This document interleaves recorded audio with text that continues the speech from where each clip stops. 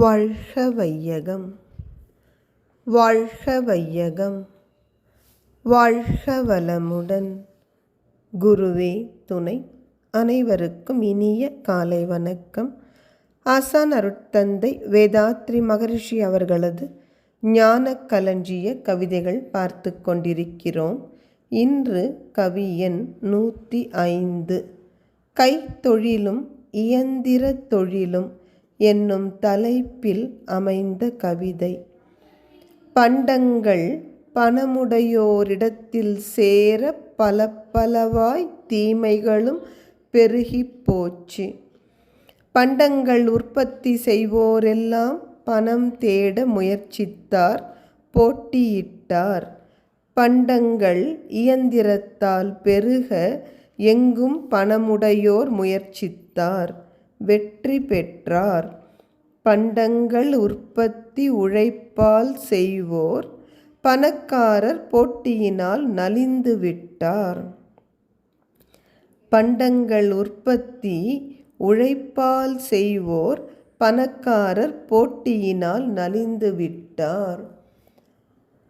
நாம் வரலாற்றில் படித்திருப்போம், industrial revolution என்று. தொழில் புரட்சி ஏற்பட்ட காலம். அதைத் தொடர்ந்து மனிதகுலம் மிக வேகமாக முன்னேறத் தொடங்கியது. இயந்திரங்கள் மூலமாக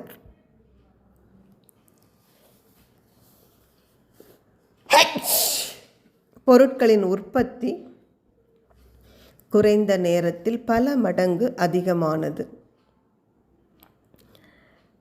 பொருட்கள் பணக்காரர்களிடமே சேர தீமைகள் அதிகரித்தது ஒரு சமூகத்தில். அளவுக்கு மிஞ்சினால் அமிழ்தமும் நஞ்சுதானே. ஒரு பக்கம் மக்கள் பொருள் இல்லாமல் துன்பப்படுகிறார்கள், இன்னொரு பக்கமோ அது குவிந்து கிடக்கிறது. இந்த ஏற்றத்தாழ்வினால் தான் சமூகத்தில் தீமைகள் அதிகரித்தது. பொருட்களை உற்பத்தி செய்கின்ற பாட்டாளி மக்களும் பணம் தேட முயற்சி செய்கிறார்கள். இயல்புதானே, பணத்தினால் சௌகரியமாக வாழ முடியும் என்பது தெரிய வருகிற பொழுது இவர்களும் எப்படியாவது அரும்பாடுபட்டு பணத்தை தேட முயற்சி செய்கிறார்கள், போட்டி போடுகிறார்கள். ஆனால் பணக்காரர்களோடு இவர்களால் போட்டி போட்டு ஜெயிக்க முடியவில்லை.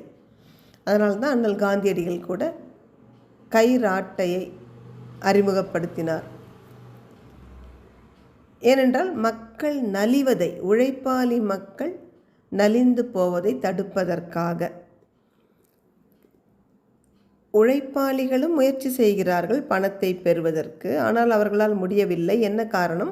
செல்வந்தர்கள் இயந்திரங்களை கொண்டு உற்பத்தியை அதிகரித்து வெற்றி பெற்றுவிட்டார்கள்.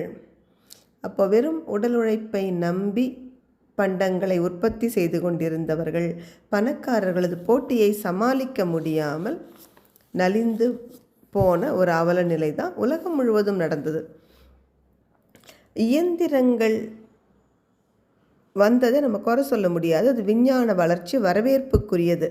ஆனால் இயந்திரங்கள் துணை கொண்டு இந்த பண்டங்களை நம்ம நிரவி இருந்தால் மனிதகுல வாழ்க்கை மகிழ்ச்சியாக இருந்திருக்கும். தொடர்ந்து சிந்திப்போம். வாழ்க வளமுடன்.